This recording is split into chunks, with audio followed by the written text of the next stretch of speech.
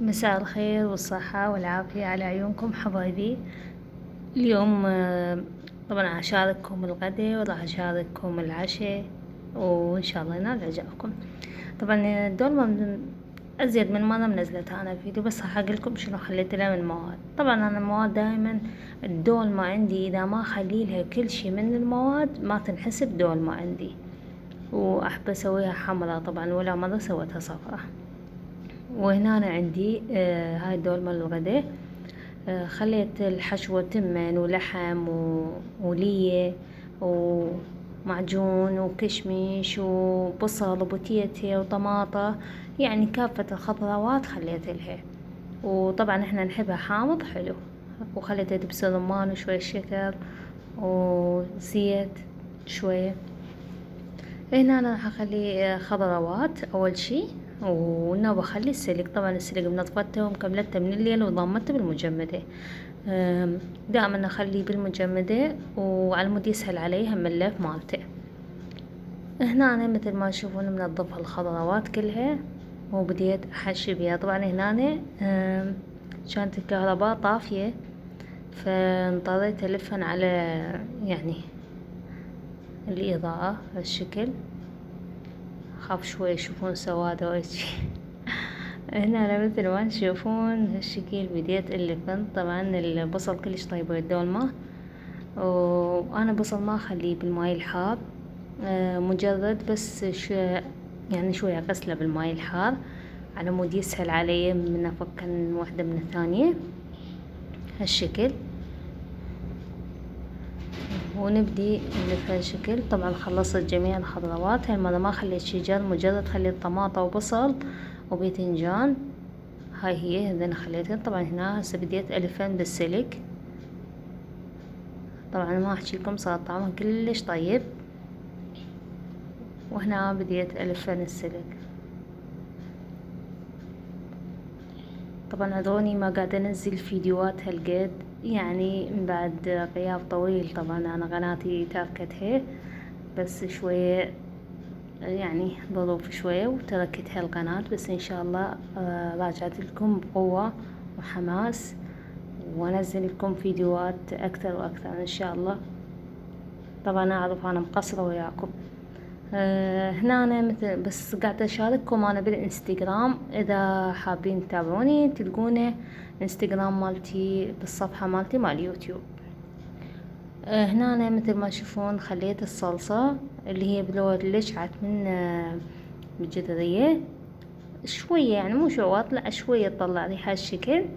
ونبدي نخلي فوقها الصلصة مشاركتها وياكم أنا. ومثل ما تشوفون هالشكل كملت عندنا. ومن بعد ما شربت الماي مالت الصلصة خليتها تتهدر حوالي، اخذت لها نص ساعة تتهدر على النار. ومثل ما ونوب نطفيها وما نقلبها رأسة، خليها بالجدرية حوالي نص ساعة، والنوبة نقلبها على مود لا تتبعثر عندكم وتتفتفت، على مود تطلع وحدة بوحدتها. طبعا هنا أنا هسه راح اشارككم العشاء. هنا مثل ما تشوفون، هنا مثل ما تشوفون راح اشارككم، راح اسوي كباب عروق. هنا عندي شوية لية ولحم راح اخلطن بهاي الثرامة اثرمهن. وهاي طريقتي وما اغيرها لان طعمها كلش طيب هاي الطريقة، وبنفس الوقت ناجحة وطيبة. هنا مثل ما تشوفون ترمت اللحم واللية على صفحة وبحتهن وخليتهن على صفحة. نبدي نثوم الخضروات. راح اخلي باذنجانة وحدة، راح اخلي بصل وطماطة وبتيتي وفلفل بارد حبة وحدة. لا تكثرون الفلفل بارد على مود لا يضيع طعم اللحم واللية بالكباب. اذا ما متوفرة لية عادي تقدرون تخلون شحم، ما متوفر الشحم ولا لية تقدرون بس اللحم. هنا مثل ما تشوفون خليت جميع الخضروات، بصل وبدكم باذنجان وحدة وبوتيتي واللحم واللي خليت رمتهن. وهسه بديت الطماطة هالشكل مثل ما تشوفونها، راح اثرمها ناعمة واخليها فوق الحشوة. طبعا على صفحة يا اما تخلون بقسم يا اما تخلون صمونة وحدة تنقعونها بماي وتعصرونها كلش زين من الماي مالتها وتضيفونها فوق الحشوة مال الكباب. يا اما قلت لكم بغصم تخلون فوقها على مود يتماسك عندكم الكباب. هنا مثل ما تشوفون هالشكل عصرت الصمونة، انا ما خليت بغصم، وخليت هالشكل كلش زين من الماي تعصرونها على مود شنو ما ينطي الماي مالتها يصير ماي بالحشو مال الكباب ويصير عندكم كلش لين ماي. هنا طبعا ما ننسى الكرفس اللي ينطيها طعم كلش طيب، الكرفس مو معدنوس، كرفس. هذا الحكي للبنات اكو بيهن صغار يسألن دائما يعني ببعض التفاصيل، فانا انطيهن هيك معلومات هم يستفادن من عندهن ومو عيب اللي يتعلم وكل احنا نتعلم. وهنا مثل ما تشوفون هالشكل بديت اخلط جميع المواد. راح اخلي طحين قلاص ونص انا اخذت من عندي، لان هاي الكمية سويتها كلش يعني مال وجبتين، يعني مو وجبة واحدة. اذا انتو وجبة واحدة عينكم ميزانكم، يعني تضيفون طحين لحد ما تشوفونها تماسكت عندكم العجينة. انا هنا ضفيت قلاصة ونص من الطحين وتماسكت عندي العجينة. عما صلينا والحمد لله ذكرنا رب العالمين وخلصنا وضميتها بالثلاجة، طلعتها هسه راح ابلش اقليها وياكم. هنا يحمى عندي الزيت وهالشكل نبدي نقلي الكباب. طبعا ما كاطيب من عنده كلش طيب، خاصة هسه اجواء الشتاء والجو بارد فكلش طيب. هنا مثل ما تشوفون هالشكل بديت تسوون اغراس تسوون اقلام على راحتكم، كل من حسب ذوقه.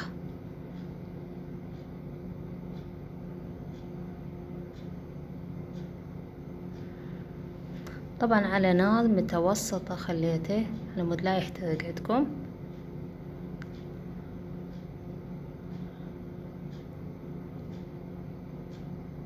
تحمصت من الجهة نقلبها على جهة ثانية، والحمرات على راحتكم اذا حابين طوخ او حابين يعني يكون خفيف.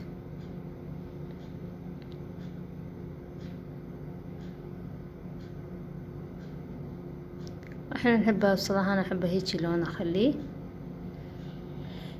وهنا مثل ما تشوفون هالشكل بديت اطلع اول وجبة.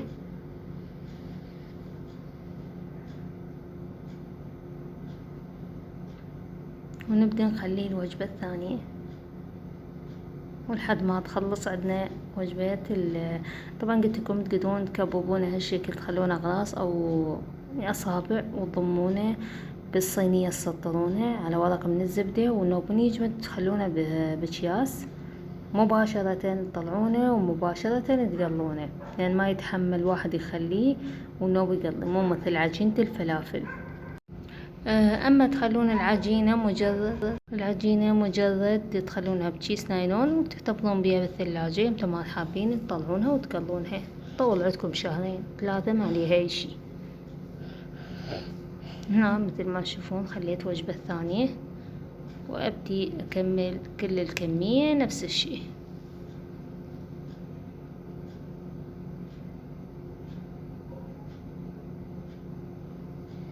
طبعا هنا انا خليت شوربة ماش هم سويت وياها. تعرفون هسه احنا بجو الشتاء والثناونزة ما شاء الله اجت لنا فجأة الثناونزة. على طاري الثناونزة ماكو بيت يخلى من الثناونزة، ما اعرف شنو موسمها، فيروس ما اعرف، بس انا الاطفال يعني الصراحة يطيب واحد يرجع الثاني. ورغم هذا البلعوم مالتهم شلون الخشبة يعني هيك، البلعوم مالتهم السعلة كلش موتتهم خطية. شرابات، وان شاء الله انزل لكم خلطات تفيد الثناونزة يعني مال مشروبات حارة. فهسه بينا وما بينا نسوي يعني شوربة. رغم انا بالعائلة يعني مو هالقد احنا قوي الشوربة، يعني بس شوربة العدس الصراحة بكثرة اسويها. شوربة الماش نسبة قليل لان زوجي ما يحبها بصراحة. هنا أنا مثل ما تشوفون خليت ماش من بعد ما استوى عندي أبد ما نقعته، بس غسلته وذبيته على النار وخليت له ما يغطيه لحد ما، طبعا الثقل مالت الشوربة انتو تتحكمون بيها. هنا من بعد ما فارت خليت لها سباكنتي، ما خليت لا شعرية ولا خليت اندومي ولا شي، خليت لها سباكنتي وشوية ونب. خليتها من بعد ما استوت عندي. وهنا مثل ما تشوفون من بعد ما فار عندي الماش ضفت السباكنتي، وهسه بديت رفعتها من على النار وخليت لها، حمست لها على صفحة زيت وشوية لحم بي وذبيتها فوق الشوربة. وهنا كمل العشاء، سهمكم مليون عافية، قدمته ويا القاسم الله، وسهمكم مليون عافية، طعم كلش طيب الكاوة. إن شاء الله استفاديتوا من عند الفيديو،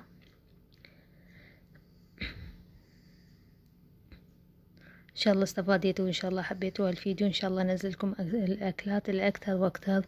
طبعا انا اعتذر عن غيابي عن القناة، بس صدقوني ظروفي، وان شاء الله ما اغيب عنكم بعد. وهاي مثل ما تشوفون سامكم الف عافية. وهنا وضع العشاء مشروبات اللي هي قهوة وفواكه وحبشكلات بسيطة، وسهمكم الف عافية. ولهنا ينتهي فيديونا، شكرا على المتابعة، ونلتقيكم إن شاء الله فيديو قادم. تحياتي لكم، مع ألف سلامة.